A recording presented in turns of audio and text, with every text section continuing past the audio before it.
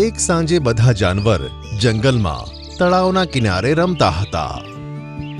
ત્યાં જ નીલા રંગની સુંદર મજાની ચકલી ડરેલી હાલતમાં તેમની પાસે આવી. તમારામાંથી કોઈ મને બચાવશે? મારી પાછળ બાજ પડ્યો છે. આ સાંભળીને ત્યાં રહેલા બધા જાનવર એકબીજા સામે જોવા લાગ્યા અને ત્યાં જ હરણ બોલ્યું કે જો એ બાજ તારી પાછળ પડ્યો છે તો તારે ભાગી જવું જોઈએ. અહીંયા અમારા જંગલમાં આવીને મદદ માંગવાનો શું ફાયદો? હા, અને કોઈ પક્ષીએ તને તેના માળામાં રાખી પણ લીધું તો પણ તે પક્ષી માટે બાજનો ખતરો રહેશે.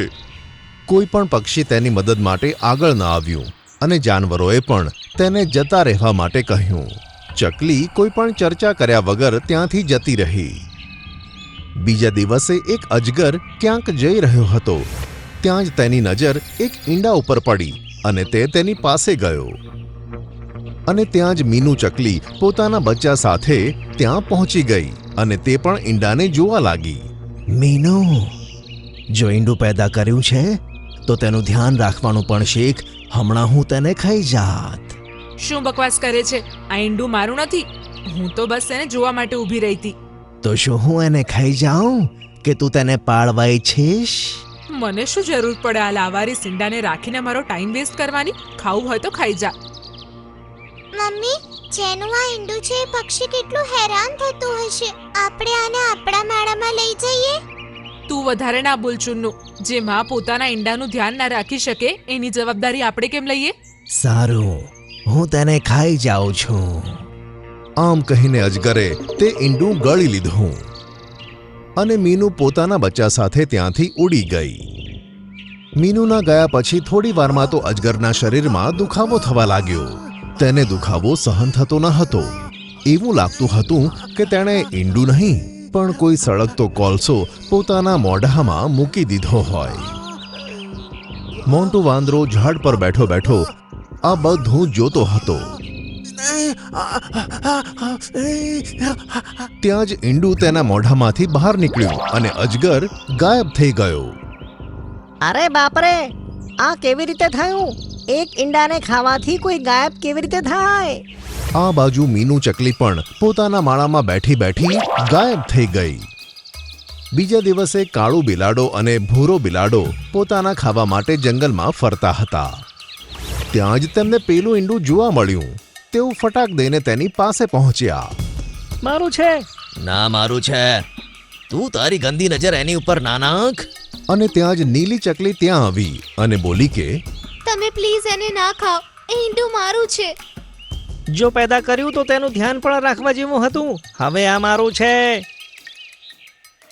આમ કહીને કાળુ બિલાડાએ તેને પોતાના મોઢામાં નાખ્યું. તે તો બૂમો પાડવા લાગ્યો. તેને જોઈને ભૂરો બિલાડો તો ડરી જ ગયો. પછી અચાનક તેના મોઢામાંથી ઈંડું બહાર આવ્યું અને કાળુ બિલાડો ગાયબ થઈ ગયો. અરે બાપરે, આ શું છે? ભૂતિયા ઈંડું, ભૂતિયા ઈંડું. ભૂરો બિલાડો પણ બૂમો પાડતો પાડતો ત્યાંથી જતો રહ્યો. હવે જંગલના બીજા જાનવરો સાથે પણ આવું જ થવા લાગ્યું. બધાને તે ઈંડું નજરે આવતું અને પછી બધા ગાયબ થઈ જતા હતા. જ્યારે શેરખાને જોયું કે જંગલના જાનવરો તો ગાયબ થઈ રહ્યા છે, ત્યારે તેણે એક સભા બોલાવી. આપણા જંગલના જાનવરો રહસ્યમય રીતે ગાયબ થઈ રહ્યા છે. ન તો તેમનો પત્તો મળે છે કે ન તો પાછા આવે છે. ખબર નથી પડતી કે ગાયબ કેવી રીતે થાય છે. શેરખાન, કાળુ બિલાડો મારી આંખોની સામે જ ગાયબ થયો. તેણે તે ઈંડું ખાધું અને ખબર નહીં તેની તબિયત ખરાબ થઈ ગઈ અને પછી તે ગાયબ થઈ ગયો. ગાયબ થઈ ગયો? તારો શું મતલબ છે? અને ભૂરા બિલાડાએ બધી વાત કહી જણાવી. આ સાંભળીને શેરખાનને ખૂબ જ ગુસ્સો આવ્યો. શું કીધું તે? એક માસૂમ ચકલીના ઈંડાની સામે બુરી નજર નાખતા તને જરા પણ વિચાર ના આવ્યો? અમે બહુ જ ભૂખ્યા હતા. આ વાત ખૂબ જ ખોટી છે. પણ અત્યારે હું ગાયબ થનાર જાનવરો વિશે વધારે ચિંતિત છું. તેથી અત્યારે તમને જવા દઉં છું. હવે મોન્ટુ વાંદરાએ પણ પોતાના મગજમાં જોર લગાવ્યું અને કહ્યું કે અજગર પણ આ રીતે ઈંડું ગળી ગયો હતો અને ગાયબ થઈ ગયો હતો. બહુ જ અજીબ વાત છે. જાનવરોના ગાયબ થવા પાછળ કોઈ ઈંડું હોઈ શકે છે? સાંભળવામાં પણ અજીબ લાગે છે. હું જાનવરોને હુકમ આપું છું કે જેને પણ તે ઈંડું જોવા મળે તો તેને ખાવાનો પ્રયત્ન ના કરો. કોઈ બીજા જાનવરને મોકલીને મને ત્યાં બોલાવી લો. બધા જાનવરોના હૃદયમાં હવે ઈંડા વિશે ડર લાગી ગયો હતો. એકદમ જંગલમાં ઘોંઘાટ થવા લાગ્યો. જાનવરોના ચીસો પાડવાના અને રડવાના અવાજ સંભળાવા લાગ્યા. જ્યાં તેમનો અવાજ આવતો હતો ત્યાં બધા ભેગા થયા અને તેમણે જોયું કે અત્યાર સુધી જેટલા જાનવરો ગાયબ થયા હતા તે બધા ત્યાં ભેગા થયા હતા અને તેમની ગરદન છોડીને આખું શરીર પથ્થરનું બની ગયું હતું. તેમની સામે તે ઈંડું પણ રાખેલું હતું. આ જોઈને બધા જાનવરો ડરી ગયા અને તેમણે શેરખાનને ત્યાં બોલાવી લીધા. શેરખાને ઈંડું ધ્યાનથી જોયું અને બોલ્યા કે તને ખાતા જ જાનવરો ગાયબ થઈ જાય છે અને આજે તે બધા જોવા મળ્યા છે. તેમનું શરીર પથ્થરનું બનેલું છે. હું સમજી ગયો કે તું કોઈ સામાન્ય ઈંડું નથી. પોતાના અસલ રૂપમાં પાછું આય અને બતાય કે અત્યાર સુધી તે જે કર્યું તેની પાછળ કારણ શું છે. ઈંડું અચાનક ધ્રુજવા લાગ્યું અને ગાયબ થઈ ગયું અને તે જગ્યાએ તે જ નીલી ચકલી જોવા મળી. બધા તેને જોઈને હેરાન થઈ ગયા. હું જાદુઈ નગરના જંગલથી છું અને હું તમારા જંગલના પશુઓની પરીક્ષા લેતી હતી. મને અફસોસ છે, આ પરીક્ષામાં તમારી જંગલના બધા પશુઓ ફેલ થયા છે. આટલો મોટો અજગર હોવા છતાં એક ઈંડું ગળવામાં એને જરા પણ શરમ ના આવી. બીજી હતી મીનુ ચકલી. એક માં હોવા છતાં એને બીજી માનું ઈંડું બચાવવાનો પ્રયત્ન પણ ન કર્યો અને એને મૂકીને જતી રહી. અને ત્રીજો હતો કાલુ બિલાડો. હું એની સામે પણ આવી ગઈ હતી. મેં એને કીધું મેં બહુ મુશ્કેલીથી આ ઈંડું પેદા કર્યું છે અને તો પણ મારી આંખોની સામે એ મારું ઈંડું ખાઈ ગયો અને આજે પશુઓ પથ્થરના થઈ ગયા છે એ બધા એમના કર્મોની સજા ભોગવે છે. મને ખૂબ જ ખોટું લાગી રહ્યું છે એ જાણીને કે મારા જંગલના જાનવરો ખૂબ જ આળસી, બેરહેમ અને નાસમજ થઈ ગયા છે. તેમને સાચા ખોટાની ઓળખ જ નથી. શેરખાન અને ચકલીની વાતો સાંભળીને બધા જાનવરોને પસ્તાવો થવા લાગ્યો. ત્યારે બધા એક સાથે બોલ્યા કે અમે બધા ખોટા રસ્તા પર હતા. હવેથી અમે આ બધી ખરાબ આદતો મૂકી દઈશું. ત્યારબાદ પથ્થર બની ગયેલા જાનવરોએ પણ ચકલીની માફી માંગી. તમને લોકોને તમારી ભૂલ સમજાઈ ગઈ છે તો હું તમને એક બીજો ચાન્સ આપું છું. આશા છે કે તમે ફરીથી આવી ભૂલ નહીં કરો. આટલું કહીને ચકલી ત્યાંથી ગાયબ થઈ ગઈ અને બીજી જ ક્ષણે બધા જાનવરોના શરીર ફરીથી પાછા આવી ગયા અને બધા ખુશ થઈ ગયા. શેરખાન પણ રાજી થઈ ગયો. તે દિવસ પછી બધા જાનવરોએ પોતાની ખરાબ આદત છોડી દીધી અને સારી રીતે જંગલમાં રહેવા લાગ્યા. સંજયવન એક ખૂબ જ સુંદર જંગલ હતું. અહીંયા લીલાછમ વૃક્ષો, પહાડ અને એક મોટું તળાવ હતું. તળાવમાં કેટલાક બતકોનું જૂથ રહેતું હતું અને બધા જાનવર ત્યાં પાણી પીવા પણ આવતા હતા. તે જૂથમાં ડક અને ડ્રેક નામનું એક જોડકું હતું. એક દિવસ ડ્રેકે તળાવની પાસે તેના માળામાં ઈંડા આપ્યા. ડક અને ડ્રેક તેમના 2 ઈંડાને જોઈને ખૂબ જ ખુશ હતા. તેઓ તેમનું ખાસ ધ્યાન રાખવા લાગ્યા. તળાવથી દૂર એક સાપ પોતાના દરમાં રહેતો હતો અને ત્યાંથી જ જાનવરો ઉપર નજર રાખતો હતો. જ્યારે સાપની નજર માળામાં રહેલા તે 2 ઈંડા પર પડી ત્યારે તે ખુશ થઈ ગયો. અરે વાહ, કેટલા મોટા મોટા અને તાજા ઈંડા છે. જો તેમને ખાવાનો મોકો મળે તો મજા આવી જાય. બસ આ 2 જણા કોઈ પણ રીતે અહીંયાથી જતા રહે. સાંજ પડતા જ તળાવના કિનારે એક ચીલ ત્યાં પાણી પીવા આવ્યું અને પછી બતકોનું જૂથ આવ્યું. અરે ડક અને ડ્રેક, શું આ તમારા ઈંડા છે? હા, આ ઈંડા મેં આજે સવારે જ આપ્યા છે.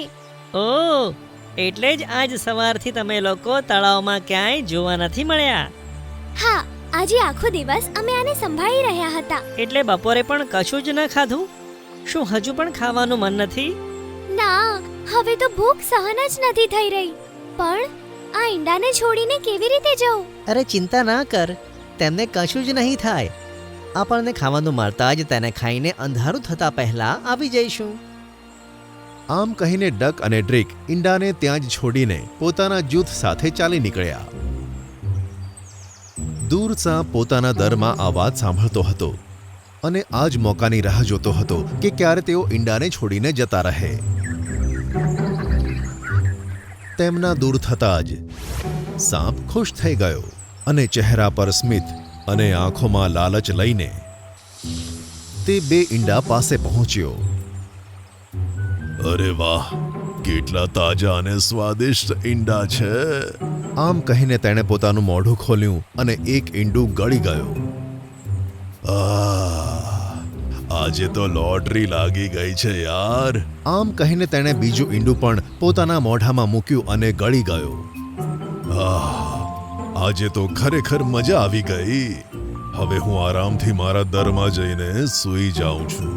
જો કોઈએ જોઈ લીધું તો કાલની વ્યવસ્થા નહીં થઈ શકે. આમ કહીને તે પોતાના દર તરફ રવાના થયો અને અંદર જઈને સૂઈ ગયો.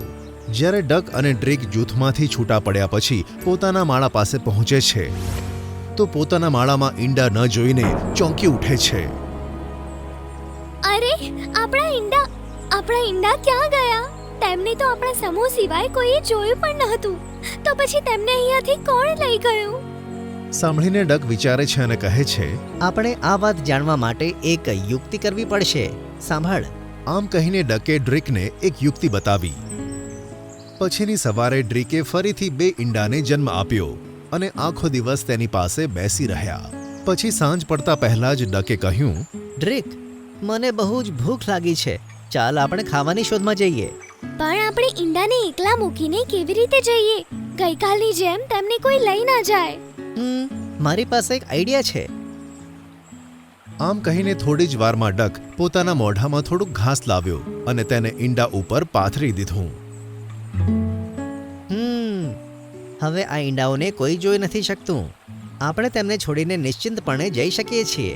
આ જોઈને ડ્રેક ખુશ થઈ અને તેઓ બંને જણા ઈંડાને છોડીને ત્યાંથી જતા રહે છે. આ ગાંડાઓને લાગે છે કે તેમની આ યુક્તિથી મારાથી ઈંડા બચી જશે. આજે તો સાંજ પડવાની પણ રાહ જોવી નહીં પડે. આમ કહીને તે જલ્દીથી પોતાના દરમાંથી બહાર આવ્યો અને બતકના માળા તરફ આગળ વધ્યો. ડક અને ડ્રેક તળાવની પાસે ઝાડની પાછળ ઊભા રહીને આ બધું જોતા હતા. જ્યારે તેમણે સાપને જોયો ત્યારે તેઓ બી ગયા. તેઓ કંઈક વિચારે તે પહેલા જ સાપ તેમના બંને ઈંડા ગળી ગયો અને ખુશ થતો પાછો પોતાના દરમાં જઈને આરામથી સૂઈ ગયો. ડક અને ડ્રેક તેમના માળા પાસે પહોંચે તે પહેલા જ સાપ ઈંડા ખાઈ ગયો હતો. આ સાપ આપણા ઈંડાને દરરોજ આવી જ રીતે ખાતો રહેશે. તેનો મતલબ આપણે ક્યારેય આપણા બચ્ચાઓનું મોઢું નહીં જોઈ શકીએ. સાંભળીને ડક પણ નિરાશ થયો. પછી તેની નજર પેલી ચીલ પર પડી કે જે તળાવના કિનારે પાણી પીતું હતું. ગભરાઈશ નહીં ડ્રેક. આનાથી છુટકારો મેળવવા માટે કોઈ છે જે આપણી મદદ કરશે. કહીને ડકે ચીલને કહ્યું, વહાલા ચીલ, શું તું અમારો અવાજ સાંભળી શકે છે? હા હા, કેમ નહીં, બોલ ડક. ડકે તેને પોતાના ઈંડા અને સાપ વિશે બધું કહી દીધું. સાપની કરતૂત સાંભળીને તે ગુસ્સામાં બોલ્યું, સાપ તો એમે મારો મનપસંદ ખોરાક છે. હું તેને તેની સાચી જગ્યાએ મોકલી દઈશ. આમ કહીને બંને ચીલ સાથે મળીને એક પ્લાન બનાવ્યો. પછીના દિવસે ફરીથી ડ્રેકે બે ઈંડા મૂક્યા અને આ વખતે પણ સાપે તેમની પર નજર રાખી હતી. મને લાગે છે કે કોઈ જાનવર આપણા ઈંડા પર રાખેલી ઘાસને ખાય છે અને ભૂલથી ઈંડા પણ ખાઈ જાય છે. તો આજે તેમને આપણે આમ જ રાખીને નીકળીએ. આ સાંભળીને સાપ હસવા લાગ્યો અને બોલ્યો, ભલે ઢાંકીને જાઓ કે ખુલ્લા મૂકીને જાઓ, જશે તો તેઓ મારા પેટમાં જ.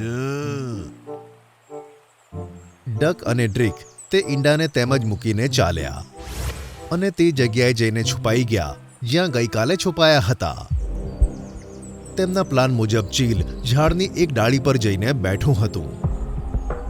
આવી રહ્યો છું મારા સ્વાદિષ્ટ ઈંડાઓ. આમ કહીને સાપ પોતાના દરમાંથી નીકળીને ઈંડા તરફ વધવા લાગ્યો.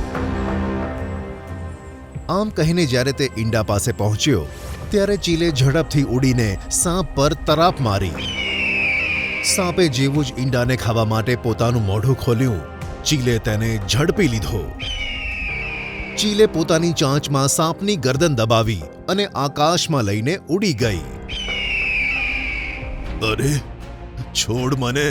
અરે આ ચીલ ક્યાંથી આવી ગઈ? છોડ મને! છોડ! બચાવ! સાંભળીને ચીલ ખુશ થઈ અને ચાંચ ખોલ્યા વગર ઉડતી રહી. ઘણો સમય ઉડ્યા પછી તે એક પહાડ પર જઈને રોકાઈ. ત્યાં બીજી 2 ચીલ તેની રાહ જોતી હતી. જેવું જ ચીલે સાપને પોતાની ચાંચમાંથી નીચે મૂક્યો, બીજી બધી ચીલોએ તેની ઉપર હુમલો કર્યો. ચીલોની ચાંચના હુમલાથી સાપ અધમરો થઈ ગયો અને પછી 3 ચીલોએ સાપને પોતાનો શિકાર બનાવ્યો અને તેને ખાઈ ગયા. બીજી બાજુ ડક અને ડ્રીક પોતાના ઈંડાને સુરક્ષિત જોઈને ખુશ થયા અને મનમાં ને મનમાં ચીલને ધન્યવાદ આપતા હતા. થોડા દિવસ પછી તે ઈંડામાંથી બચ્ચા નીકળ્યા અને પછી ડક અને ડ્રીક પોતાના બચ્ચા સાથે ખુશી ખુશી રહેવા લાગ્યા.